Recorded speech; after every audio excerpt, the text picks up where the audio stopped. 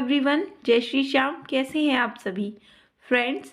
खाटू श्याम का नाम तो हम सभी ने सुना ही होगा। कौन है ये खाटू श्याम और कैसे बने ये शीश के दानी, आइए जानते हैं। जानने के लिए वीडियो को फुल वॉच कीजिएगा। तो शुरू करते हैं। राजस्थान के शेखावटी के सीकर जिले में स्थित है परमधाम खाटू। यहाँ विराजित है खाटू श्याम जी। खाटू श्याम का मंदिर बहुत ही प्राचीन है। यहाँ पर प्रतिवर्ष फागुन माह के शुक्ल छठी से 12 तक यहाँ मेला लगता है। श्याम बाबा की महिमा का बखान करने वाले भक्त राजस्थान या भारत में ही नहीं बल्कि दुनिया के कोने कोने में मौजूद हैं। खाटू श्याम जी भगवान श्री कृष्ण के कलयुगी अवतार हैं। महाभारत के भीम के पुत्र घटोत्कच और घटोत्कच के पुत्र बर्बरीक थे। बर्बरीक को ही बाबा खाटू श्याम कहते हैं। इनकी माता का नाम हिडम्बा है। बर्बरीक दुनिया के सर्वश्रेष्ठ धनुधर थे। बर्बरीक के लिए 3 बाण ही काफी थे, जिसके बल पर वे कौरवों और पांडवों की पूरी सेना को समाप्त कर सकते थे। बर्बरीक को जन्म से ही 14 वर्ष की आयु प्राप्त हुई थी। बर्बरीक बड़े ही शक्तिशाली थे। घुंघराले बाल थे। जैसे ही कदम कदम बढ़ाते थे तो वहां से धरती हिलने लगती थी। बात उस समय की है जब महाभारत का युद्ध चल रहा था। तब बर्बरीक ने अपनी माँ से कहा, माँ मैं भी युद्ध करूँगा।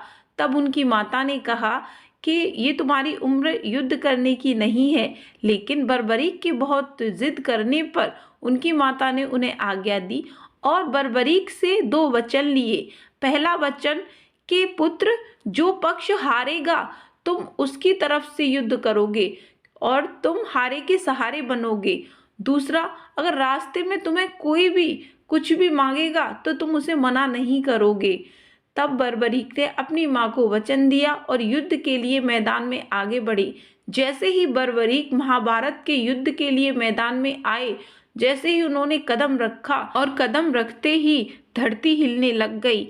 तब भगवान श्री कृष्ण और अर्जुन सोचने लगे कि ये कौन धनुधर है जिसके सिर्फ कदम रखने से ही धरती हिलने लग गई। अगर इसने महाभारत शुरू कर दी तो क्या होगा। इस चिंता में श्री कृष्ण उनकी परीक्षा लेने के लिए बर्बरीक के पास आए और बोले कि तुम कौन हो और यहाँ किस लिए आए हो।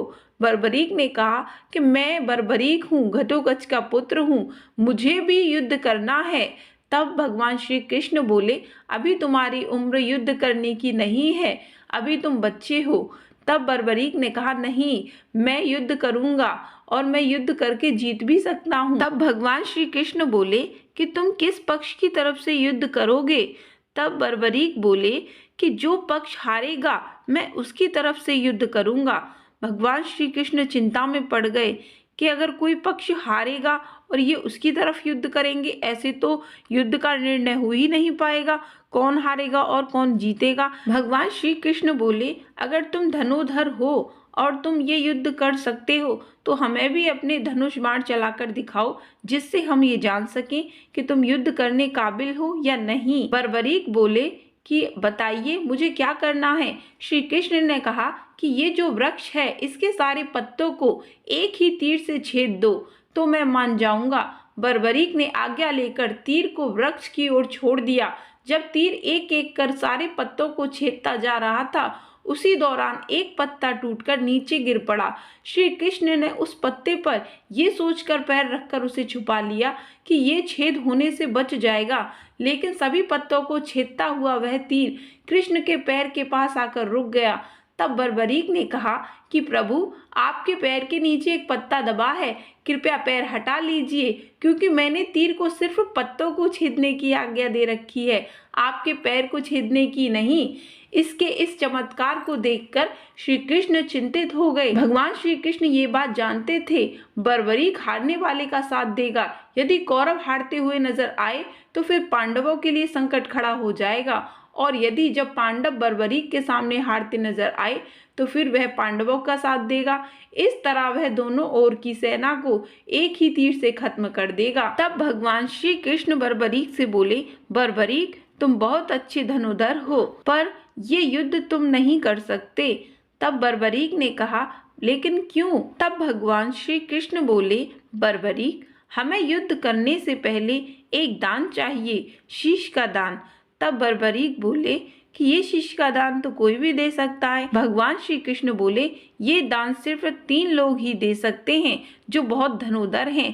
पहले अर्जुन, जिन्हें महाभारत लड़ना है। दूसरे श्री कृष्ण, जिन्हें महाभारत रचना है। और तीसरे तुम बर्बरीक, अगर तुम चाहो तो शीश का दान दे सकते हो। बोलो, दे सकोगे या तुम नहीं दे सकते? लेकिन बर्बरीक श्री कृष्ण के जाल में फंस गए और कृष्ण ने उनसे उसका शीश मांग लिया। बर्बरीक द्वारा अपने पितामह पांडवों की विजय हेतु स्वेच्छा के साथ शीश दान कर दिया गया। बर्बरीक के इस बलिदान को देखकर दान के पश्चात श्री कृष्ण ने बर्बरीक को कलयुग में स्वयं के नाम से पूजित होने का वर दिया। आज बर्बरीक को खाटू श्याम के नाम से पूजा जाता है। शीश दान से पहले बर्बरीक ने महाभारत का युद्ध देखने की इच्छा जताई। तब श्री कृष्ण ने उनके शीश को एक ऊंचे स्थान पर स्थापित करके उन्हें अवलोकन की दृष्टि प्रदान की और बर्बरीक ने पूरा युद्ध देखा। तब युद्ध खत्म हुआ तो पांडव अपनी जीत का जश्न मना रहे थे और अपने आप को उसका श्रेय दे रहे थे। तब वह श्री कृष्ण से बोले कि युद्ध हमने जीता है, युद्ध हमने जीता है। तब भगवान श्री कृष्ण बोले, इसका निर्णय तो सिर्फ बर्बरीक ही कर सकता है। तब वह बर्बरीक के पास पहुंचे। उन्होंने बर्बरीक से कहा, बताओ बर्बरीक, तुमने क्या देखा? तब बर्बरीक ने कहा कि युद्ध में दोनों ओर श्री कृष्ण का ही सुदर्शन चक्र चल रहा था और द्रौपदी महाकाली बनकर रक्तपान कर रही थी। तब भगवान श्री कृष्ण ने बर्बरीक को वरदान दिया कि आज से तुम्हें मेरे नाम से लोग जानेंगे। तुम मेरा ही एक अवतार बनकर धरती पर रहोगे और लोग तुम्हें खाटू श्याम के नाम से जानेंगे। जो भी भक्त तुम्हारे पास हारता हुआ आएगा, तुम उसका सहारा बनोगे, तुम हारे के सहारे कहलाओगे। कलयुग जैसे जैसे बढ़ेगा वैसे वैसे तुम्हारे भक्त बढ़ेंगे। सिर्फ तुम्हारे नाम मात्र से ही लोगों के सभी कष्ट मिट जाएंगे। तुम हारे के सहारे बनोगे। जब जब लोग खाटू श्याम को पुकारेंगे तब तब उनकी मदद करने के लिए स्वयं भगवान श्री कृष्ण चले आएंगे।